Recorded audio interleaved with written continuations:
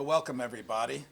Um, I think most of you know me, but for those who don't know me, I'm Carl Whitty. I'm the Vice Chair of the Delaware Military and Education Foundation, which is a parent organization of the Delaware Military Museum, where you're at right now. I'm not going to go into a lot about myself. I spent 21 years in the military, Medical Service Corps, regular Army. And I've been a volunteer here at the museum for, I guess about 10 years. Today, this is going to be a joint presentation between myself and Tom Reed. I'm going to go into a little bit more about my colleague. Tom was a Marine Corps veteran, and he's a professor emeritus at Widener University, Delaware Law School. He established the Veterans Law Clinic and provides free counsel to veterans. He's a Civil War historian who has published 3 books on the Civil War. His publications also include 2 constitutions. It's called 2 Constitutions, the Treatment of Dissenters in Time of War, which examines the legal implications of trying the German saboteurs by military commission rather than by civil court. And that's what he's going to talk about today. That's part of our presentation. He's a member of the Military Order of the World Wars, as am I, the Civil War Roundtable of Wilmington, of which he has chaired a number of years, and the Battlefield Preservation Trust. He's an active volunteer at the Delaware Military Museum, cataloging thousands of books here. And how many, Tom? Sir? How many books do we have in our library about? About 6,000. About 6,000. Okay, we're in competition with the band today. So he and Doug have been spending years, going through the books, cataloging them, inventorying them, and replacing them on the shelves. He is now embarking on establishing and build out of the Civil War room. A little bit of history. I was talking to Tom some years ago about this saboteur plot during the Second World War. And he said, yeah, he knows all about it. And we'll tell you about that in a minute. Also, the head of the team, George Dash, wrote a book, 8 Spies Against America. It's not properly titled because there's a difference in consequence between spies and saboteurs. But George, I don't think, knew the difference. When I was doing some research on it, I tried to get that book. It was out of print, out of my pocket. One day I go in to Tom. He says, Tom, Carl, look at this. And we had that book in our library.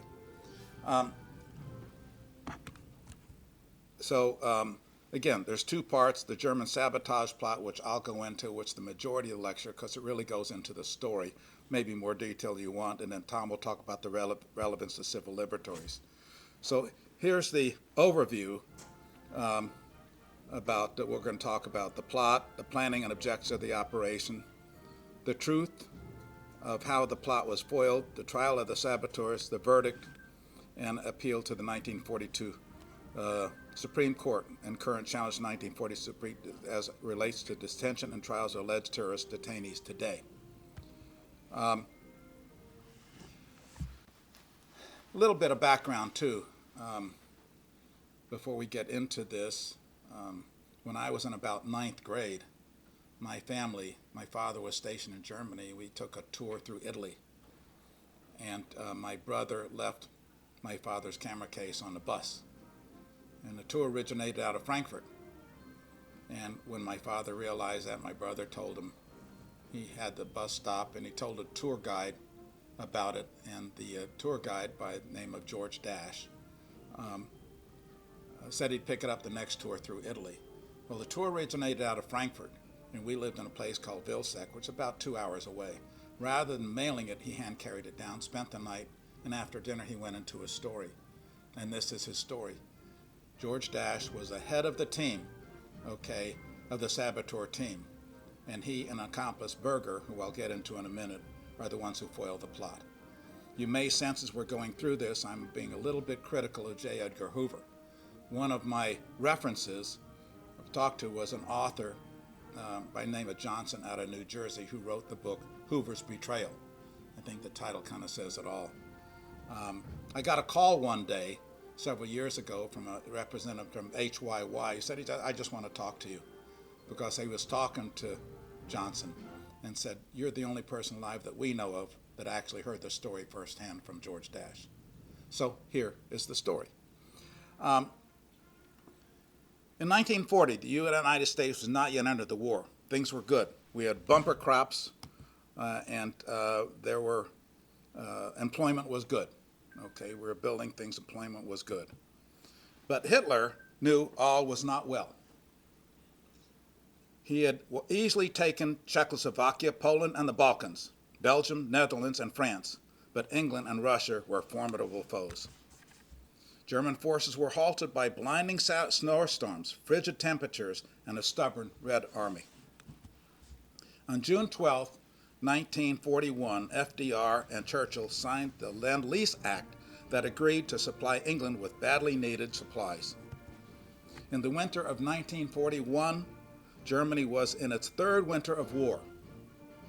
Thousands of tanks and aircraft had been lost on the Eastern Front. High casualty rates began to cripple the mighty German military. The picture of Wilhelm Canaris. The Abwehr was headed by Admiral Wilhelm Canaris. The Abwehr composed of 3 divisions: intelligence, sabotage, and counterintelligence. Later, Canaris and other officials became disillusioned with Hitler and planned an assassination coup. He failed, and Canaris was executed along with dozens of others at Wolf's Lair, which we'll talk about that later. The intelligence division was headed by Colonel Erwin von Lahausen. Both he and Canaris argued that sabotage in the United States would be counterproductive. They and other high officials felt diplomacy would be more effective.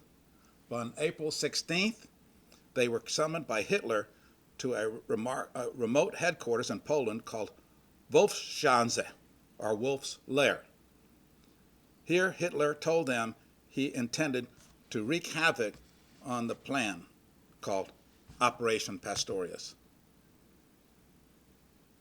And then what happened in Japan?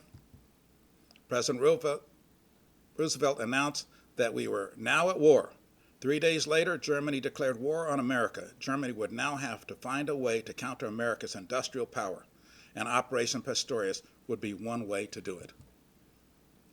The wave of immigration in the 1920s was reversed in part by the Depression, making it difficult for once hopeful Germans to find jobs.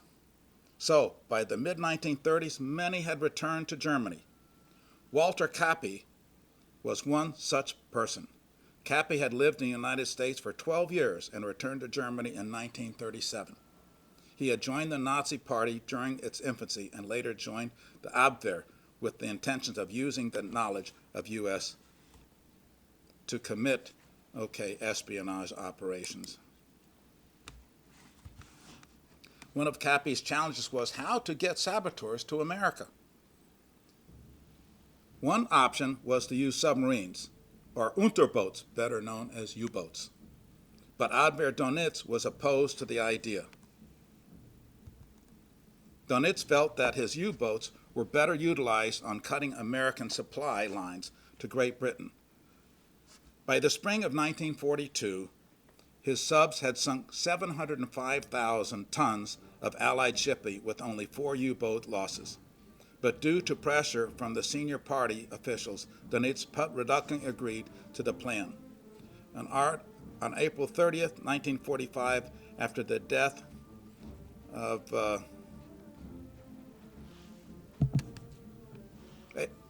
Adolf Hitler, in accordance with Hitler's last will and testament, Donitz was named Hitler's successor as Staatshaupt, or head of state. 6 months after the United States entered the war, most Americans were well aware of the war in Europe, but were far away and could not relate to the hostilities. Yankee Stadium was still full of fans. People shopped and worked and played much as they had before the war was declared. This is a picture of some of our attempts to monitor our coastlines, which was later a little bit criticized. This is a picture of Roosevelt, when he was Assistant Secretary of the Navy. And he, at that time, was quite interested in espionage and that type of thing. He took an interest in that. This is a picture of J. Edgar Hoover he became director of the FBI in late 1924. He did not come into prominence until 1932. It was the Charles Lindbergh kidnapping case that provided the FBI with much media attention, even though it was the Treasury Department that tracked down bills to the home of an unemployed carpenter named Bruno Hauptmann. $14,000 in transom body was found in Hauptmann's home. Yet Hoover took all credit for solving the case, as his press release gave no mention of the Treasury Department's role in helping to solve the case. The gangster era of the 1930s provided even more publicity for the FBI. Hoover declared one of the most notorious John Dillinger as public enemy number one. Here's a picture of two other key public enemies, which is Dillinger and Babyface Nelson. The FBI received a tip that Dillinger and Nelson would be at the Little Bohemian Lodge in Wisconsin. Agents advanced on the lodge. When the dog began barking, two bartenders and these customers came out to see what the problem was. The agent opened fire, killing one of them. It was somewhat later of an embarrassment to the FBI, but they tried to keep it mum. A month later, an acquaintance of Dillinger's, Anna Sagi, he's a Romanian immigrant, told the FBI that she would help them in return for $15,000 reward money and a promise that she would not be deported to Romania. This is a picture of the three women who were with Dillinger when he was tracked down and killed at the Biograph Theater in Chicago. I am not sure which one is Anna. Anyway, she only received half the money and was deported. Special Agent Melvin Purvis led the team that tracked down and killed Dillinger. Hoover was delightful and immediately notified the press that the agents had tracked down public enemy number one. But the press did not report it to the way Hoover wanted. Instead, they gave Purvis the credit. 3 months later, Purvis tracked down another public enemy, Charles Pettyboy Floyd. Purvis was now a hero. In fact, they were thinking about making a movie of Purvis. And he ended up, by the way, Hoover putting Purvis in non-consequential jobs. Eventually, he resigned for the FBI and created his own detective agency. Born in 1903 in Speyer, Germany, when he was 16, he was watching some American soldiers play baseball. One hit a line drive and struck George in the head. This is George Dash, who will later become head of the team, by the way, the espionage team. They took him to the American hospital where he was treated. George was so impressed with the kindness of the soldiers and medical staff that he wanted to learn more about Americans and the home in the United States. He watched American films and learned all he could about the United States. When he was 19, he was watching the ships that come in and out of the docks. One day, he boarded a cargo ship named the Scholari just to look around. But then he realized that this could be his chance to get to America, so he hid away. The ship set out to sea. George was given food by the ship's cook. The crossing took 16 days to cross the ocean. When the ship docked at Snyder American Avenue in Philadelphia, George was relieved. But now he had the problem. How is he going to get off the ship? And then how is he going to get out of the yard? So he mingled with the crew as they disembarked and headed off the docks and the guard shocks. He was excited to be in America, but now what was he going to do? Since there was a larger German population in New York, Dash went to Manhattan, but before he settled down, he drove across America with two friends. He then joined the Army, later honorably discharged with an excellent character rating in September 1930. Dash married Rose Marie Goyer. After 17 years in the United States, Dash aspired for his citizenship, but he studied for the test, but never got around to taking the test and officially becoming an American citizen. And one day, George's mother came from Germany.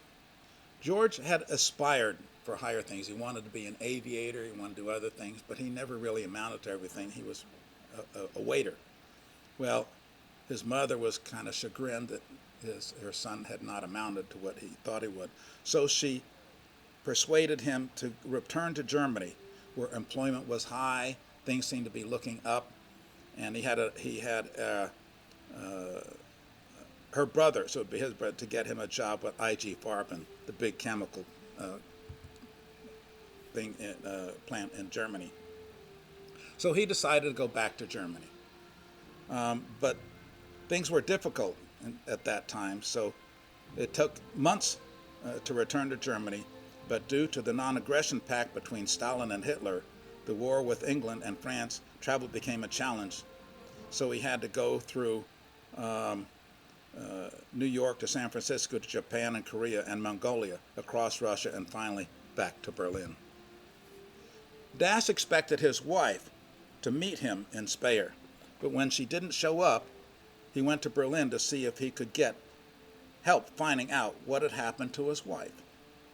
He was introduced to Walter Kappy, whose picture I showed you with a little while ago. Kappy made some telephone calls and discovered that a British warship had taken Rose and other women married to Germans and German nationals to Bermuda to be held out until the end of the war. Kappy offered Dash a job as a radio monitor of U.S. broadcasts. In return for his services, he would be entitled to free dining and a luxury boarding house and an excellent salary. He would also be exempt of military service. In fact, he would be working for German intelligence, the Abwehr. Kappy's offer was too good to turn down. This is a picture of Edward R. Murrow, who was a famous broadcaster in those days.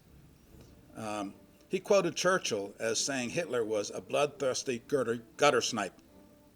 Dash omitted the quote and many other things so as not to water down opportunities for Nazi propaganda. In December, Dash received a message from Kappy. He wanted to see him. Was he discovered by changing his messages? Nervous, instead, Kappy asked Dash if he wanted to return to the United States. After Dash questioning of Abwehr, Dash offered his position for Operation Pastorius. After Pearl Harbor, German intelligence began to screen all who lived in America. One purpose was to select qualified candidates who would be trained to form sabotage units who could infiltrate the continental United States and destroy industrial points. On April 11, 1942, Dash took a train to Quincy Lake near Brandenburg in Prussia. Here's a picture of that right in the middle of things. Now, Brandenburg is located in the middle of Prussia. Quincy Lake, where they were going to be trained, was a farmhouse. It was actually owned by a wealthy shoemaker, Jewish shoemaker, and the Germans took over. And the next picture is a picture of Berger, who was one of the candidates to be in the saboteur team. One of the first people he met was, again, Ernst Berger. They took a walk around the property. It became clear the place was not a farm after all, rather a training camp. Barns, classrooms, there were a chemical laboratory, a movie set with railroad tracks, an observation tower, and a house marked with bullet holes. Berger and Dash were then returned to Germany. Were told to return to Germany in 1933. For many years, many were screened, but only 12 were selected. The men were divided into three groups. Dash was head of one, Edward Curling head of another, and a man named Dempsey, the third, Edward the third. Curling lived in the United States many years, performing clerical and domestic jobs. He married a German girl, but eventually separated, then returned to Germany. This is Werner Thiel, a merchant seaman, moved from Germany to Detroit when he was 20. He worked for Ford and General Motors, but laid off, moved back to Germany for work. In 1919, this Herbert Haupt moved to Chicago when he was 15, moved to Germany because he got his girlfriend pregnant. Herman Niebauer came to the United States in 1931 when he was 21. He was a short order crook, married a German American, moved back to Germany in 1940, drafted and sent to the Eastern Front, where he was wounded. Afraid he would be sent back to the front lines when he was offered a chance to join the group, he jumped into the chance. Okay, this is a picture of George Dash. He was a leader of the next group on his own team. Berger was born in, oh, that's Hank. Okay, I'm sorry. Hank, yeah, he was born in 1907 in Hamburg, married a fellow German. Oops. He had trouble finding work, so he returned to Germany. Richard Quirin was born in 1908 in Berlin, also a machinist, returned to Germany to take advantage of the Rückwander marks, money offered to the right to return to Germany to serve, about $5,000. Classes began at once. They learned how to make incendiary devices, fuses from common items, blow up bridges. By the end of the first week, three of the potential candidates had been dismissed.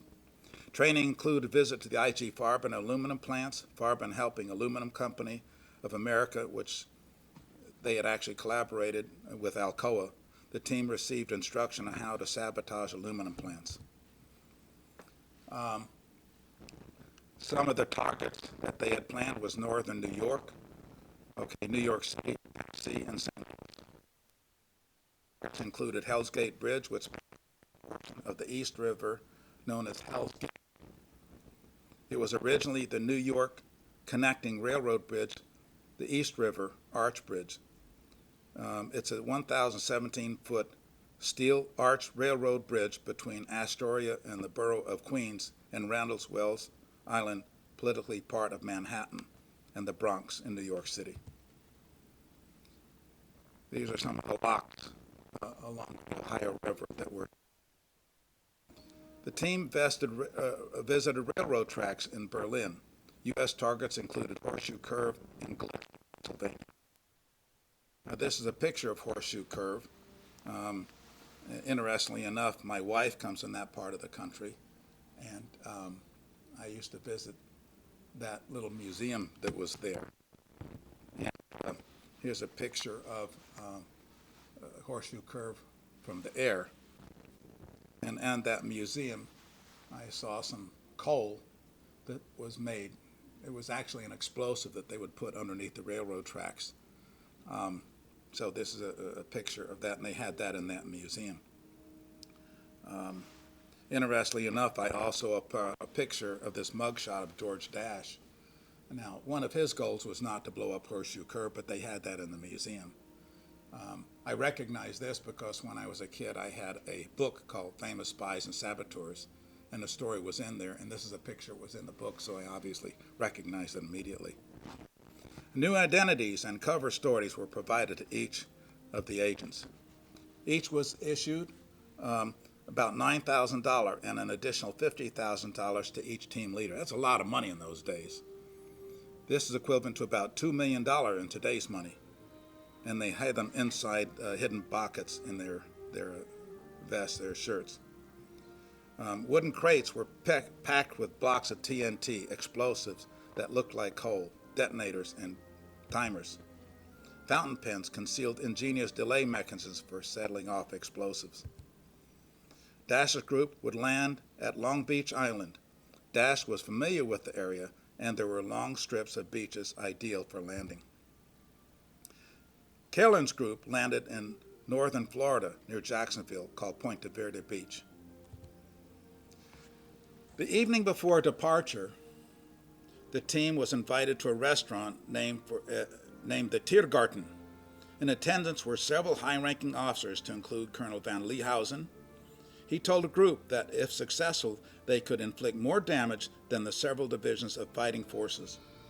Walter Cappy addressed the group and revealed the meaning of the code name Operation Pastorius. Franz Daniel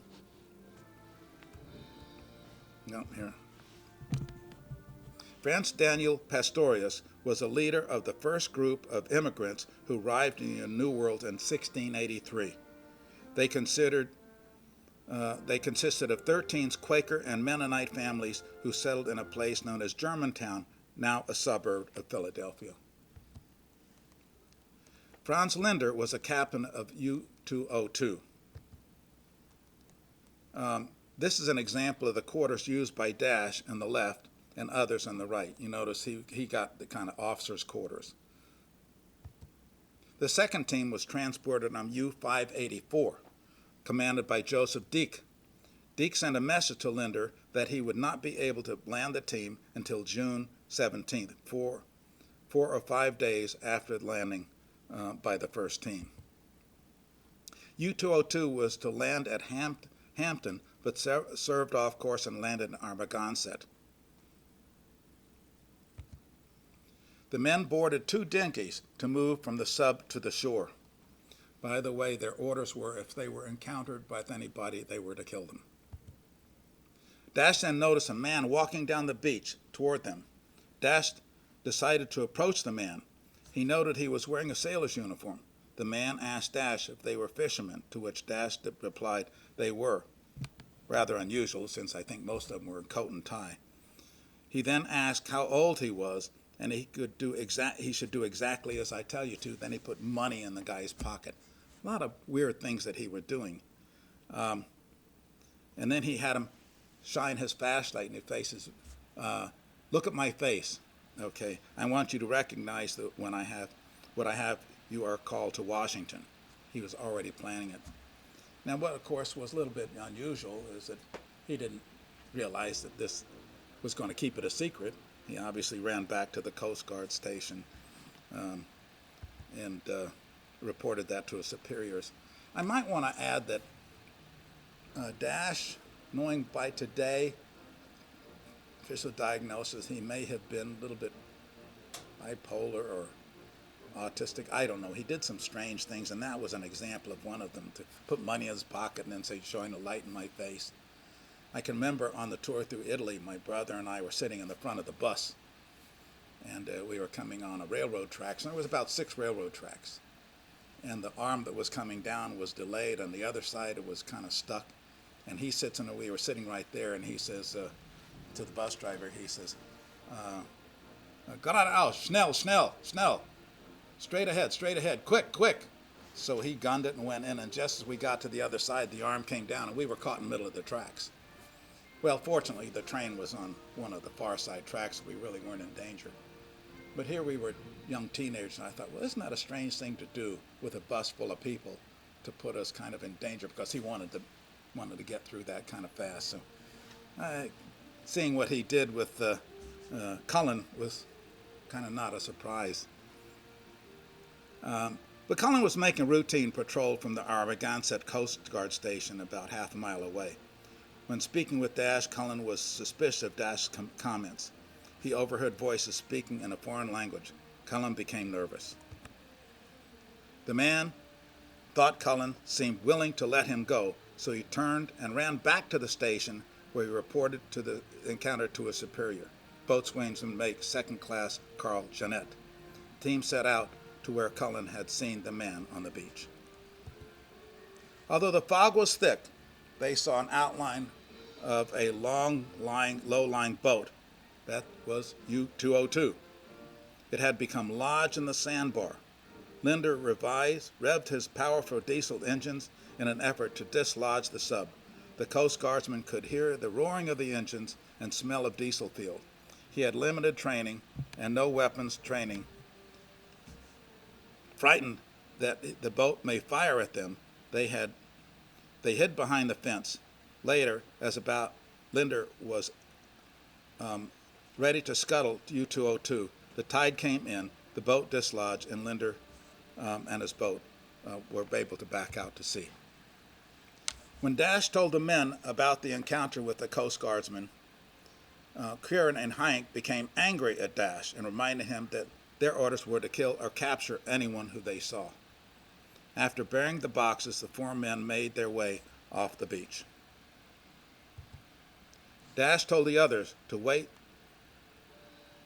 then returned to the site where the boxes were buried and stuck a shovel in the sand to serve as a marker. What Dash did not know was that Berger had also planted a marker, a half-filled bottle of German brandy, German cigarettes, and German sailor's cap embroidered with a swastika. Dash's team then boarded a train in Narragansett and traveled to New York, where they split up.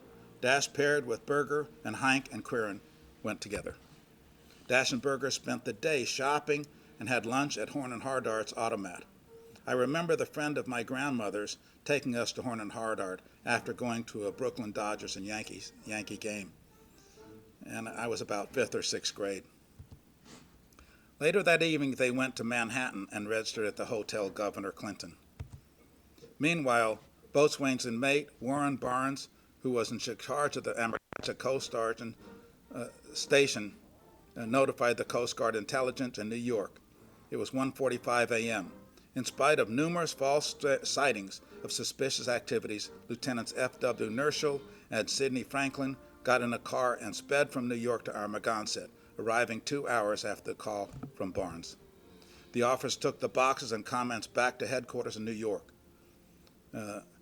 Then the commander, Captain John Barnes, then notified the FBI. FBI took the boxes to the New York FBI office. Here is an FBI agent inspecting some of the contents. Hoover assigned his assistant Carl Conley to the case. Conley said that it was the most impressive array of sabotage supplies he had ever seen. There were no records to indicate that the shovel, cigarettes, brandy, or cap left by Dash and Berger may have been intentionally left additionally. In spite of the evidence, Hoover was skeptical of the man on the beach.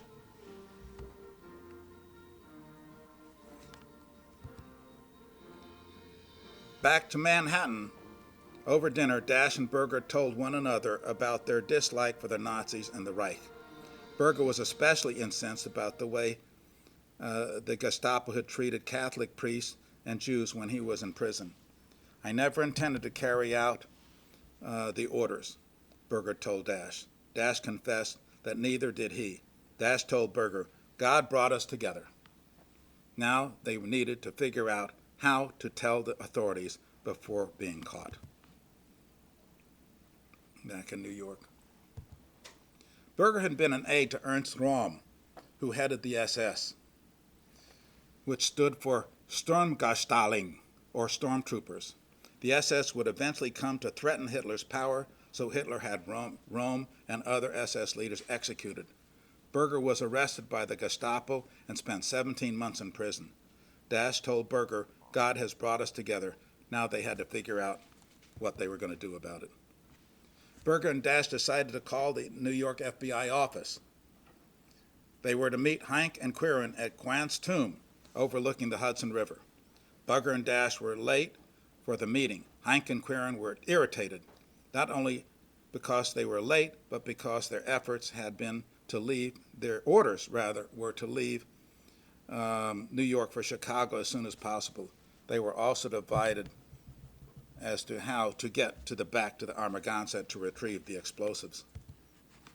Dash and Berger took a bus to 52nd Street and walked to Madison Avenue. There, Dash entered a phone booth and called the New York FBI office. Dean McWhorter took Dash's call. Dash told him he had important information for Hoover. McWhorter said Hoover was very busy, but that someone would get back in touch with him. Curling's group and U-584 landed without incident in Florida. Curling and Thiel traveled to Cincinnati, and Neubauer and Haupt to Chicago. As an aside, U-584 was sunk on 31st of October, 1943, in the North Atlantic. In a memo to President Roosevelt, Hoover said that German agents had been reported as landing along the coast from Georgia to Massachusetts. Of course, this was inaccurate. Hoover had also become critical of the Coast Guard. He felt that they were withholding evidence, which later turned out to be untrue. In fact, Hoover actually pressed for director of the Naval Intelligence to court-martial the two lieutenants. Dash had told McWhorter that he intended to go to Washington, D.C. on Thursday or Friday. Since he had not heard back, Dash decided to go anyway. Berger was to keep Quirin and Heinck busy. Dash wrote a note on hotel stationery and left $82,350. The note said to be used to fight the Nazis. After arriving in D.C., Dash checked into the Mayflower Hotel. Dash still had not heard back from the New York FBI office, so he called Army Military Intelligence. Colonel H.J. Kramer was not available. Anxious, Dash then called the Washington, D.C. FBI office. He was put through to Special Agent Dwayne Traynor. Traynor was, as it turned out, in charge of anti-sabotage, and Traynor had heard of the illegal landing in Long Beach. He told Dash he would have a car to come pick him up. Dash spent hours providing information to Traynor. One very important piece was that U-boats were able to dive deeper than American subs. This allowed German U-boats to go routinely to escape the depth charges. He also told Traynor that the 8th Air Force had been unsuccessful in damaging the submarine pens at Laurent because the concrete roofs were too thick. It is unknown if this information was ever passed to the United States Navy. Based on Dash's information, FBI agents began trailing Hank and Quirin. They picked them up around in the afternoon at Amsterdam and 82nd Avenue. They then went to Berger's room at the hotel, Clinton. They knocked on the door.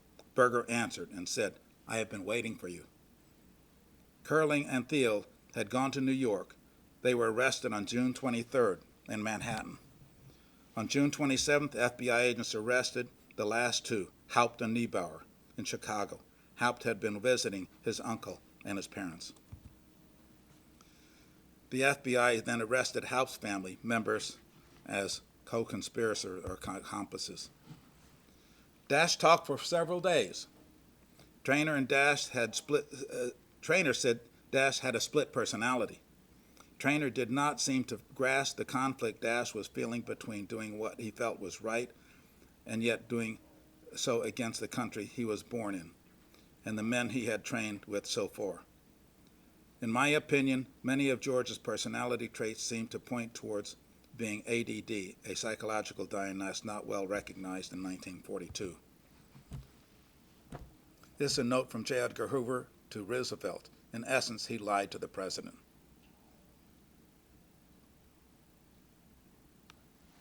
In reality, Dash had turned himself in on June 18th. This is a promise made by Traynor to Dash, yet in order to better protect Dash's family in Germany, Hoover wanted him to plead guilty. Dash did not like this, but trusted Traynor and Hoover and went along with it. He would reluctantly plead guilty. The penalty for conspiracy, another word for sabotage, was 2 years and $10,000. This is not what the public or the president wanted. They wanted them dead. Walter Winchell was the most widely read gossip columnist of the time. One of his columns read, "The apprehension of the spies of G-men based on the slightest of tips will take your breath away," he went on. The most exciting achievement yet of J. Edgar Hoover's G-men, Winchell's facts were dead wrong. He, like many in the government and the press, did not know the difference between a spy and a saboteur, which carried vastly different sentences. This is another of Roosevelt's comments.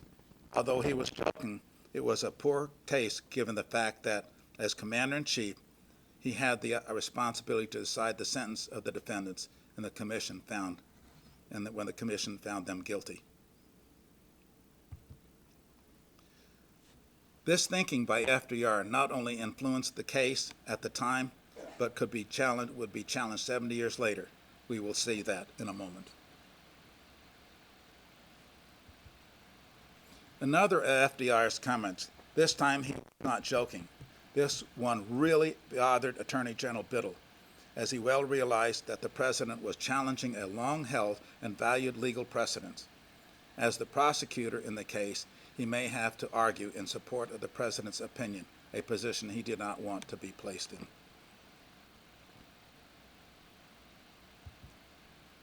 This is an example of the type of information being put out by newspapers.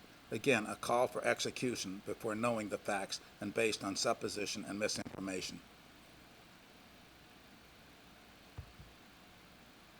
Everyone, it seems, wanted the Germans killed.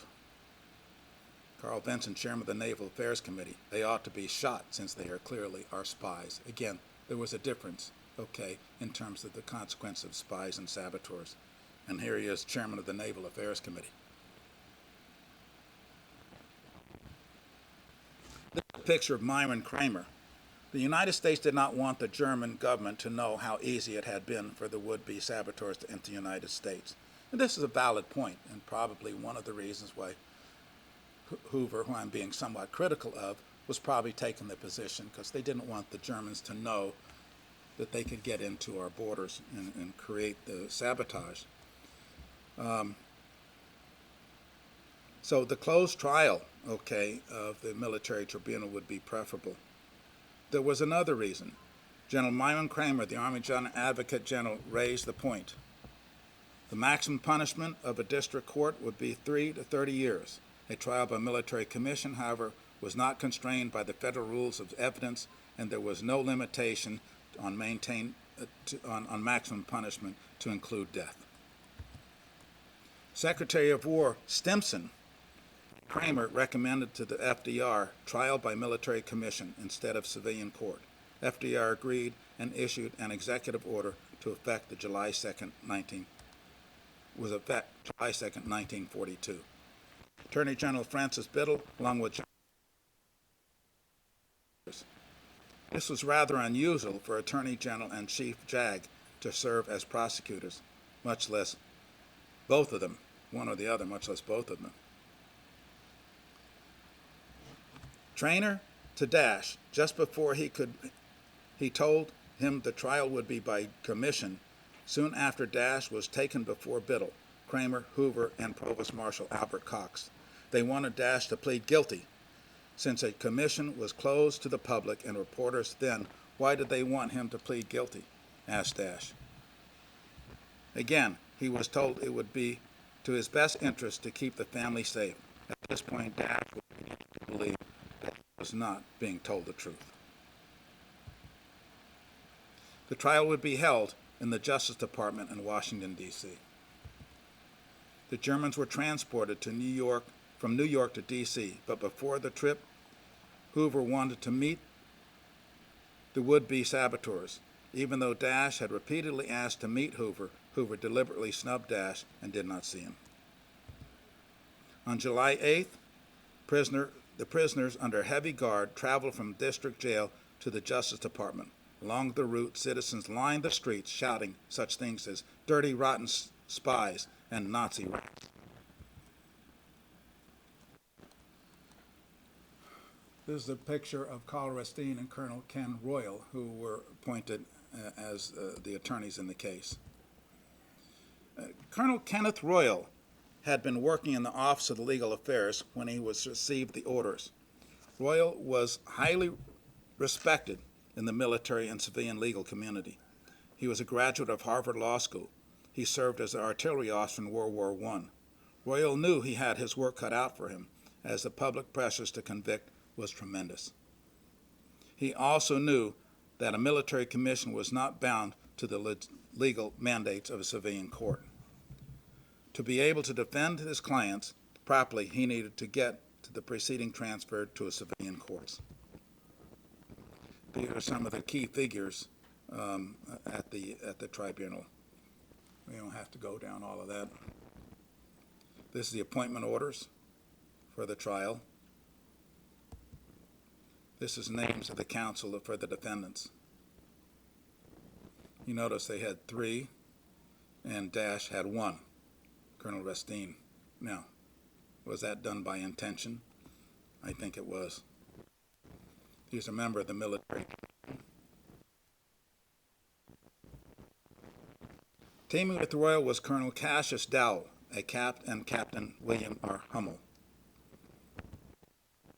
The president of the commission, Major General Frank McCoy. The prosecution team. Note there are 5 of them. A little bit of outbalance maybe. The tribal courtroom, note Biddle and Hoover. I believe On the left-hand side, you'll see the bald-headed man, and right next to him is Hoover. They were kind of collaborating here, again, which is rather unusual, a team in a case like this.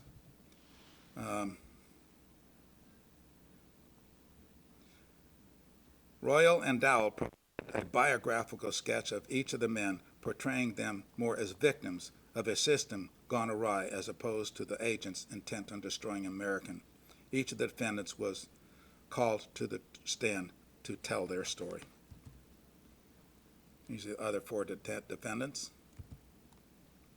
Although Colonel Royal did not provide as forceful nor as effective defense as did Colonel Rastine, did not provide a forceful defense as did Colonel Royal. He did manage to persuade the court to accept into record Dash's 245-page testimony to the FBI. He was also able to divulge the FBI's promise of a pardon to Dash, something Biddle had not been told by Hoover. Royal and Rastine arguments were in vain. In the end, all were found guilty by the commission. The day after the trial, Royal visited the Chief Justice Black. Biddle accompanied him. The purpose of the visit was to appeal to the Supreme Court to call a special session to consider to have the case renewed by civilian court. Rastine did not accompany Royal and Biddle.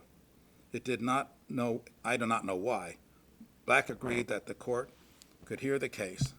The decision was significant because it pitted the power of the presidency against the authority of the court. By the first time in 22 years, the Supreme Court had agreed to convene when it was out of session. A major concern of Biddle's was that the defense would invoke the tradition of habeas corpus. This is Latin for "you have the body." In legalese, it is an old principle that prevents people from being held by executive authority without turning them over to legal constituted courts. Okay, I'm going to touch on this a little bit, more detail of the legal aspects of it. But in 1862, Abraham Lincoln issued a presidential proclamation establishing a military commission by trial against insurgents. The decree, in effect, suspended habeas corpus. In other words, authorities could sentence war crimes troublemakers to long prison sentences and even death without civilian court review.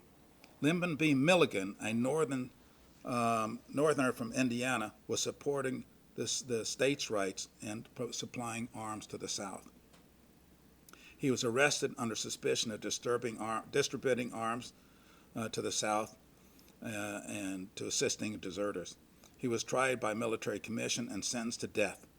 A lawyer himself, he knew that his best chances to save himself was to appeal under unlawful imprisonment. His legal counsel, at least one of them, was an attorney named James Garfield. The two argued that the government had violated the Constitution by imposing martial law. If now you're wondering if the James Garfield is being the same person who was later elected as President of the United States, the answer is yes. By the way, Milligan sued the military for the imprisonment, the false imprisonment, and the jury awarded him $5. By a vote of 5-4, the 1864 Supreme Court issued one of the most significant defense of civil liberty in American history. The justice concluded that the federal courts in Indiana were always open to try cases like Milligan's. Therefore, under the Constitution, no military court could try them. However, shocking the charges, the defendants kept their rights under the law. Ex parte Milligan had never been overruled. Royal knew that. This 78-year-old case offered his clients to the best chance to avoid execution. Royal argued that he was, as was the case with Milligan, unless an enemy soldier was detained within the theater of operations, he was entitled to the same legal rights as anyone else in America. Justice Felix Frankfurter, a European-born Jew, the most conservative on the bench, countered by saying that the enemy determined the theater of operations through acts of aggression. Royal also argued that the president's proclamation violated the manual for courts-martial by requesting a review by military judge advocate defense being sent by the commander-in-chief. This was not done. Biddle argued that it was impossible to compare the East Coast today when we were at war with a foreign country, as was with Milligan in Indiana. Royal said that the law distinguished between intention and acting on that intention. In the case, nothing was carried out. Justice Stone argued with Royal. The other just felt that the position may cast doubt on the president's powers. Since it seemed that the debate may drag on for days, Stone reluctantly recanted. After a short recess, the justice reconvened and read their decision. The petitions were held in lawful custody, and motions to file for unit of habeas corpus denied. Royal says the court has acted. Roosevelt spent 3 days reviewing the tribunal transcripts. Biddle recommended to FBR that Dash and Berger be shown clemency. The president agreed. He sentenced death sentences. He sentenced Dash to 30 years and Berger to life imprisonment. Hank, Quirin, Curling, Thiel, and Neuberger were executed on August 8, 1942, in unmarked graves. They were buried in D.C. in Potter's Field. Colonel Roy vigorously defended the plans and the Constitution to face a determined president and a bloodthirsty public. He was a model judge advocate. He was later promoted to brigadier general. He served in the Undersecretary of War from November 1945 to July 18, 1947. He was president, and President Truman named him Secretary of War in 1947. Both Berger and Dash were sent to district jail, then transferred to a federal penitentiary in Atlanta. Traynor appealed to Hoover and Hoover's response. You can see that there. He said it was ill-advised. After the war, Truman commuted the sentences for Dash and Berger, but deported them back to Germany. This is a little bit of how Truman felt about Hoover. The FBI is tending in that direction. They were dabbling in the sex life scandals and plain blackmail. J. Edgar Hoover would have his right eye to take over, and all congressmen and senators were afraid of him. Actually, he was keeping book on Eleanor Roosevelt and a bunch of people, the Kennedys. He didn't like the Kennedys. As a matter of fact, I think after President Kennedy was shot, he picked up the phone to call his brother and says, "Your brother is dead," and hung up the phone. That's the rumor. I don't know how true it is or not. But from what we know about J. Edgar, it's probably true. The historical importance of Operation Pastorius in Quirin Supreme Court was not foiled Saboteurs' plot, nor the trial and Saboteurs' execution of the Six, rather the importance of how, after September 11, 2001, terrorist attacks George W. Bush and the 1942 precedent to justify the use of military commission and the detainment of prisoners at Guantanamo Bay, Cuba. On October 24, 2001, Congress passed the Patriot Act with the intent to deter and punish terrorist acts in the United States and around the world, to enhance law enforcement investigatory tools for other purposes. In 1942, when Congress played no role in the prosecution of the Germans, today, though the passage of the Patriot Act, Congress declared that military tribunals may be convened to try non-citizens for violations of the law of war. The Act further states that such individuals cannot seek remedy in the United States. In 2004, the Supreme Court began to hear challenges to the President Bush's order. The first case was Rasul versus Bush. The Supreme Court held that federal courts have habeas corpus jurisdiction to review the legality of the confinement of detainees at Guantanamo Bay. In effect, this reversed the decision of the 1942 Supreme Court. Too bad Royal was not alive today to witness this. The second case, Hamdi versus Rumfeld. Okay, I'm not going to go into the detail. These were, again, cases. He held that the president does not have the power to hold United States citizens indefinitely. Justice Scalia's comment and Justice Sandra Day O'Connor's comment.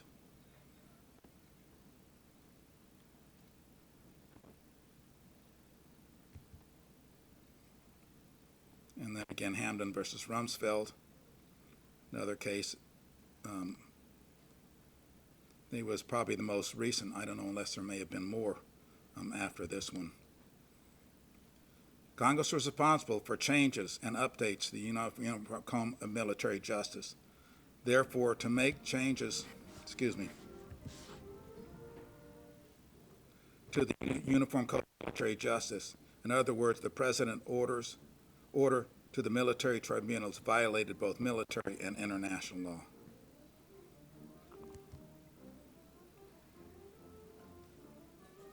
In November 2009, President Obama announced plans to try some individuals held in Guantanamo Bay in civilian court. As of today, no decision has been made for many of the differences, unless Tom wants an update on that. And then it came to a head during the Boston Marathon with the debate over security versus civil liberty, use of military tribunals, and presidential authority, as was the first introduced in the Civil War and introduced during World War II and throughout the decade.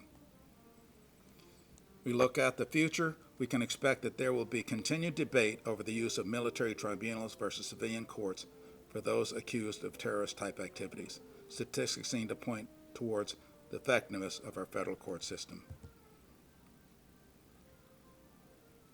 Speaking to large groups of people in very big rooms, so this is not a problem for me.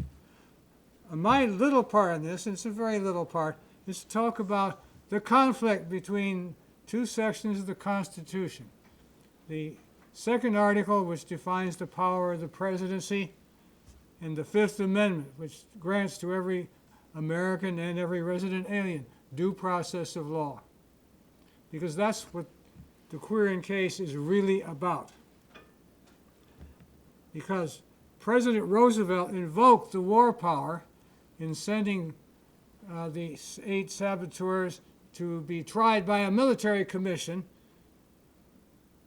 without having the express authorization of Congress. And this is going to come up in our time, in the early part of this century, dealing with some of the individuals that we had to deal with after 9/11. From September 1939 to December the 7th, 1941, the United States did not join the Allied side. The USA was neutral and could not give aid to the Allies under the Neutrality Acts. So we couldn't even furnish one bayonet or one bullet to the Allies without having to reciprocate and furnish the same to the other side under the Neutrality Acts. The public did not favor U.S. involvement in World War II. Now, none of us in this room are old enough to remember the Deutsche American Bunde, the German-American Bund, or the White Knights and other organizations that were very distinctively pro-German, pro-Nazi, and conducted parades. And I guess nobody in this room, but maybe me, has ever listened to anything by Father Coughlin, the Catholic priest who also advocated a dictatorship like that of Adolf Hitler. Not every American was sympathetic to Great Britain, and for good reason. But Franklin Roosevelt concluded he could not bring the U.S. into the war on the Allied side. Meanwhile, the Japanese Empire was involved in a prolonged war in China. Keep your focus on this. The Chinese conflict is what precipitated our entry into World War II. Because Japan needed access to oil, needed access to rubber and other raw materials that could be found readily in the various colonies held by France and by Great Britain in the Far East. And the Dutch, let's not forget the Dutch.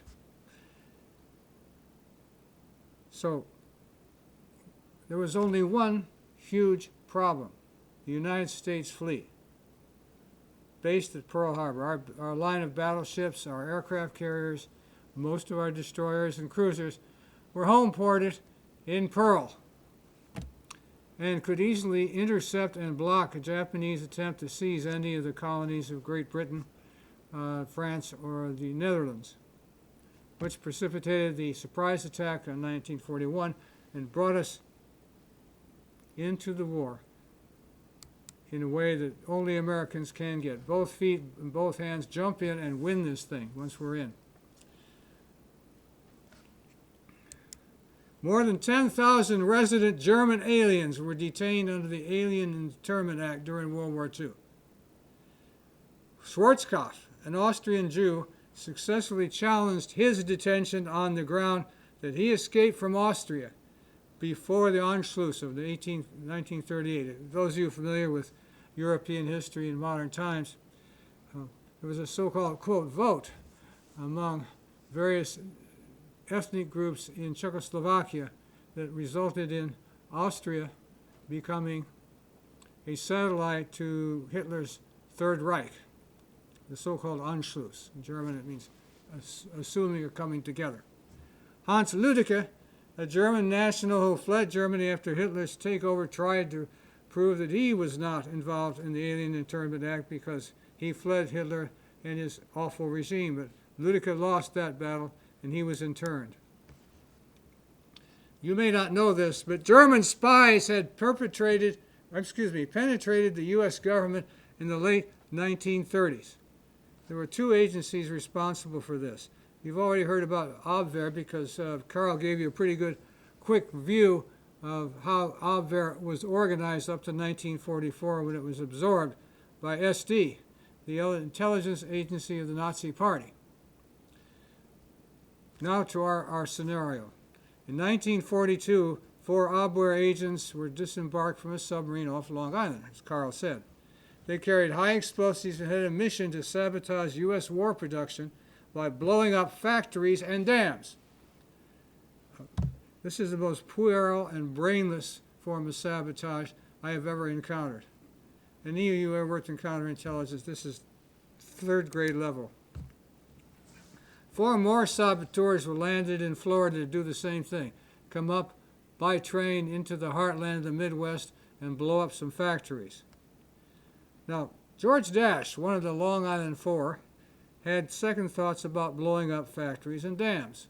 And Carl's talked to you a lot about the background regarding George Dash and why he had a motivation to change colors and turn his people in. So he turned himself into the FBI, identified all the other 7 saboteurs who were promptly rounded up and charged with treason and conspiracy. Broad-based. President Roosevelt and General Marshall, Chief of the Staff of the United States Army, decided that saboteurs could be tried by a military commission rather than in a civilian court.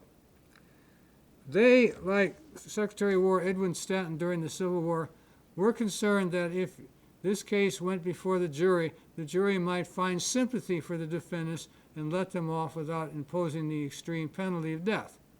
In fact, none of these people were charged with crimes, as Carl pointed out, that could result in the death penalty under the United States Code at the time. They didn't murder anybody. They didn't conduct any actual sabotage. There was no arson on their part. Nothing that could bring in the death penalty. I like my picture of George because it's a little bit sharper than the average. And that's his mugshot taken after he turned himself in by the FBI in New York City. You've alluded to Ken Royal, who was one of the great unsung heroes of American legal history. He defended the saboteurs, other than Dash, who had his own private counsel for some reason. He decided to challenge the constitutionality of trial by military commission, relying on ex parte Milligan, a case decided way back in 1866, and we'll talk about that very briefly this afternoon. So he filed a writ of habeas corpus on behalf of Richard Quirin in the District Court for the District of Columbia, which had both jurisdiction and venue over this military commission, allegedly. Obviously, the District Court said, wait a minute, military commission is not subject to civilian law, writ denied. Before Royal could take a notice of appeal across the street to the United States Court of Appeals for the District of Columbia, he filed a direct original habeas corpus petition with the Supreme Court. It's very rarely ever done. At that time, it was even questionable whether you could do that. Today, it's pretty clear you can't. The various changes to Title 28 U.S. Code, the Code for Law and Procedure before United States courts, have taken direct habeas corpus jurisdiction away from the Supreme Court. But Royal was doing everything he could to save his clients. That's what lawyers are supposed to do. Why was he doing that? Way back in 1866, the U.S. Supreme Court overturned the conviction of Lambden Milligan on charges of treason. He was tried and convicted by a military commission seated in Indianapolis, Indiana. What was he tried for?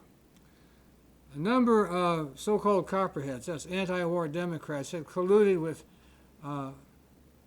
Clement Vallandigham, a very left Congress member from Dayton, Ohio, and Confederate agents in Montreal to bring arms and munitions into the United States, arm other copperheads to descend on Chicago's Camp Douglas during the Democratic Convention and liberate 10,000 Confederate prisoners who would then march south to increase the war, and also help in the severance of the northwestern states, i.e. Indiana, Ohio, Illinois, Wisconsin, Michigan, Iowa, and Minnesota from the United States as a separate independent nation.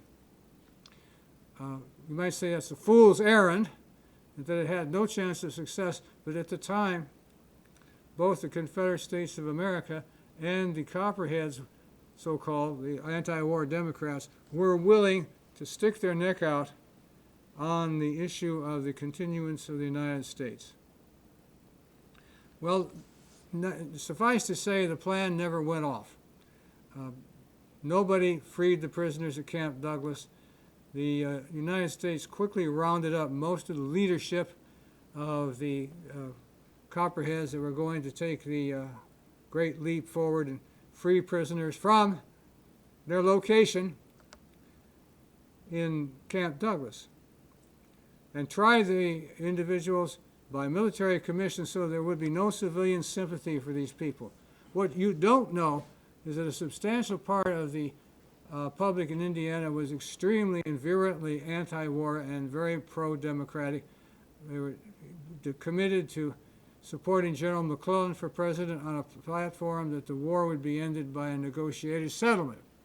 That's all this pushing back and forth. Well, needless to say, Milligan and his Confederates were convicted. He was sentenced to die, but his lawyers ran over to the U.S. courthouse in Indianapolis and filed a writ of habeas corpus. At that time, Justice David Davis, the United States Supreme Court, was sitting as Circuit Justice in the District for Indiana, Ohio, and the Illinois, which was one big district of appellate jurisdiction in those days. The circuit judge, properly sitting there, said, no, we have no jurisdiction over this military commission. We can't touch it. That was not what Justice Davis did. He said, very short and sweet, I disagree. The court has jurisdiction. The writ should be granted. Well, you got a split between the two judges sitting in judgment on this case. In those days, it precipitated an automatic appeal to the United States Supreme Court. That got us into the Supreme Court, where the majority of 5, as Carl pointed out, specifically held that in time of war, United States citizens sitting and residing in states that were not under immediate threat of invasion, where the civilian courts were open, could not be tried by a military commission, period. What you didn't hear is the dissenting opinion of Chief Justice Chase and the other 4 members of the court. They held that, yes, we can try civilians by a military commission if Congress authorizes specifically trial by commission for certain cases or people. And now, since there was no congressional authorization, Lambden Milligan should go free. That's going to surface in the 21st century.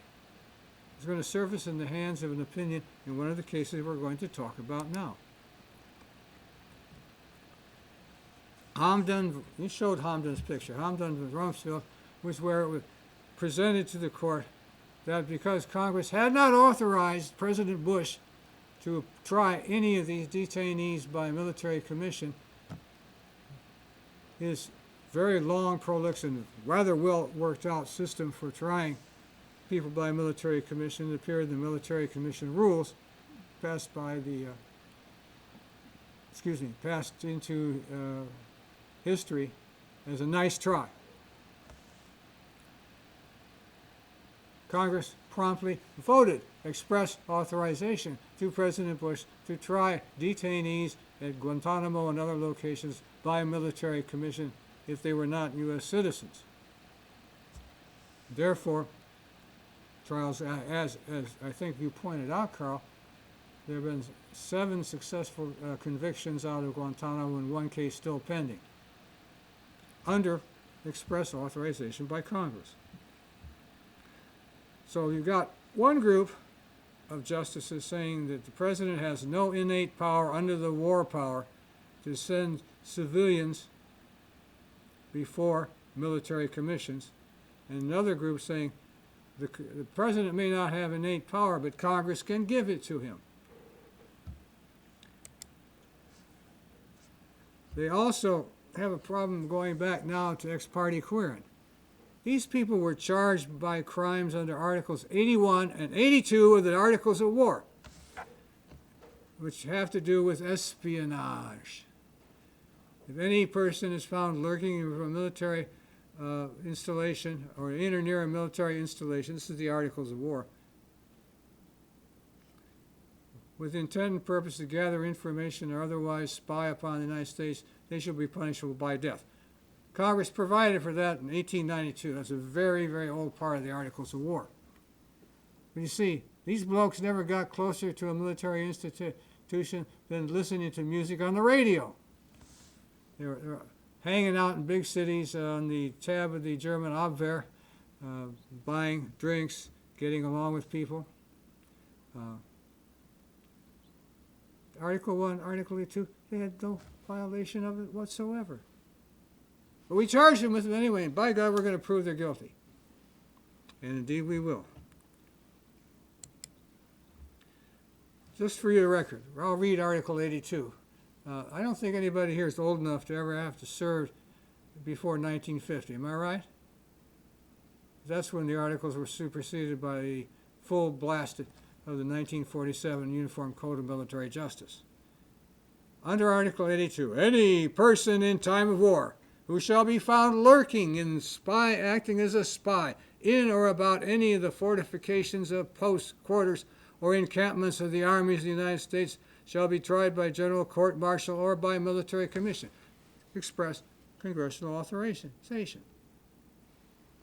Well, it didn't quite fit what went on. Royal argued on the basis of the Milligan case that his clients should be freed or the process dismissed and referred to the United States District Court for indictment under the usual procedure for criminal cases. The Supreme Court took cert from the District of Columbia Circuit as soon as the District of Columbia Circuit, sitting in an emergency session, affirmed the District Court and said, okay, we're not touching this case, it's not us, we have no power over it, it's a military commission. Well, so we got a direct petition for habeas corpus filed by Colonel Royal, followed by an ordinary appeal, but an emergency docket from the District of Columbia Circuit to the Supreme Court. The case is adjourned, oral argument is held, and the upshot of this is very interesting. You realize that 3 of these people were United States citizens, naturalized. Do they have any rights? Well, not before this tribunal. They were treated no more better than the individuals who were simply resident aliens like George Dosh. Did the Fifth Amendment due process clause apply to these individuals? Were they entitled to the full due process of law? I'm not going to bore you with all of it. Were you entitled by trial by jury by your peers, the right to know the charges against you before you are put before the court? the right to call counsel, to have counsel? Were they? What's so important about that? They're guilty. Why do we have to bother with all this nonsense? That was the attitude of the time. You saw some of the clips that Carl ran. That tells you something. That's why I wrote a book about the treatment of dissenters in time of war. We seem to lose our sense of perspective, and instead of following the Constitution as it has been interpreted, we have this special Constitution for time of war, which grants the President extraordinary powers and the executive extraordinary power to handle problems efficiently, quickly, without the foo-for-ah of protection from the law provided by the Constitution. And many people think that's all right. The court held in the Quirin case the President, acting under the war power, could try these 8 individuals by military commission, despite Milligan. Impliedly, the court held the war power could trump the Fifth Amendment of the United States Constitution, construing Articles 81 and 82 of the Articles of War to include the saboteurs was a great expansion in military law, and one that never saw any light of day after this case. What I will tell you is the court was able, in their own mind, to distinguish the holding in Milligan because it only applied to natural citizens and not to naturalized citizens. Nice trump.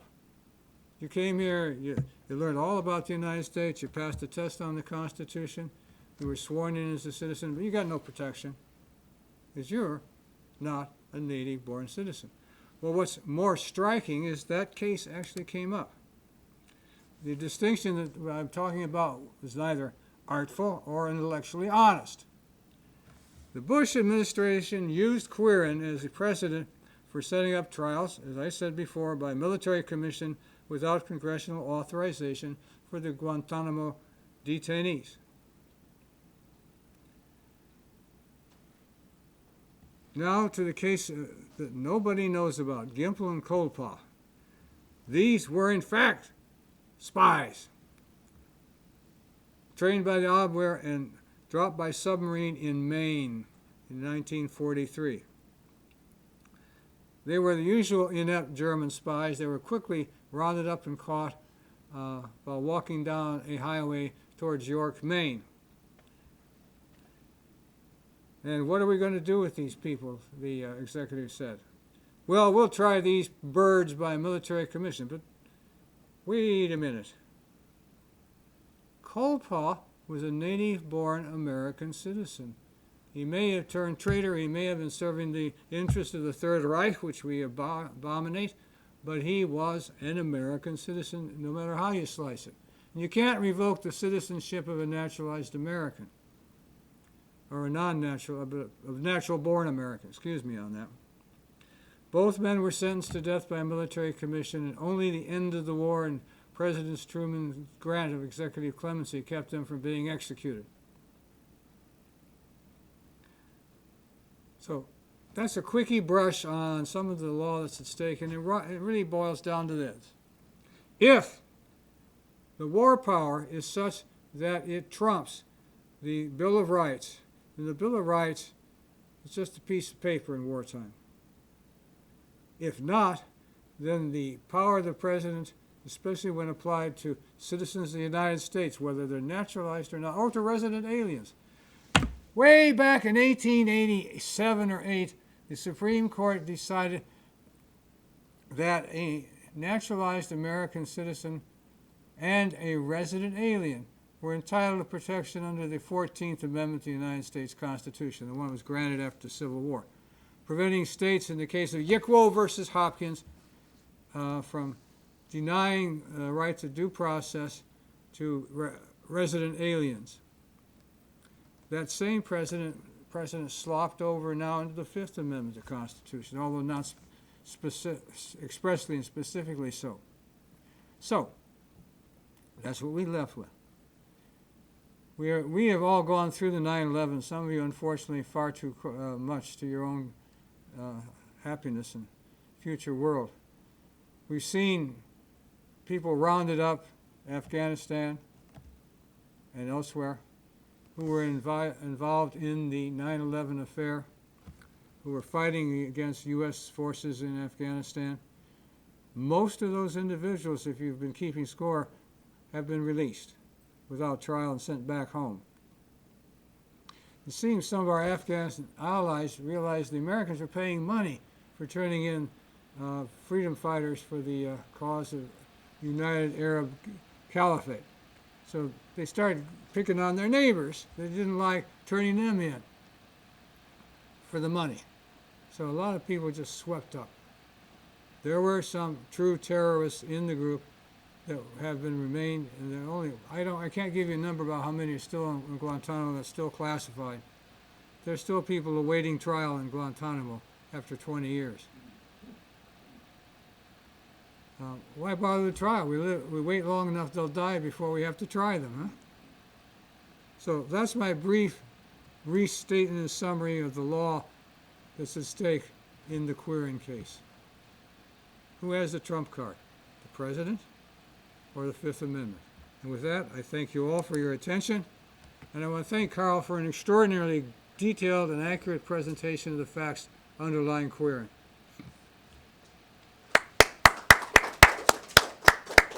Thank you so much, Tom. It's outstanding.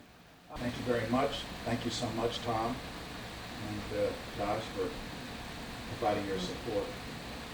And, Thank the 287th National Guard Band for giving us a company throughout the first part of the presentation. yeah, they were our background. So, well, Godspeed.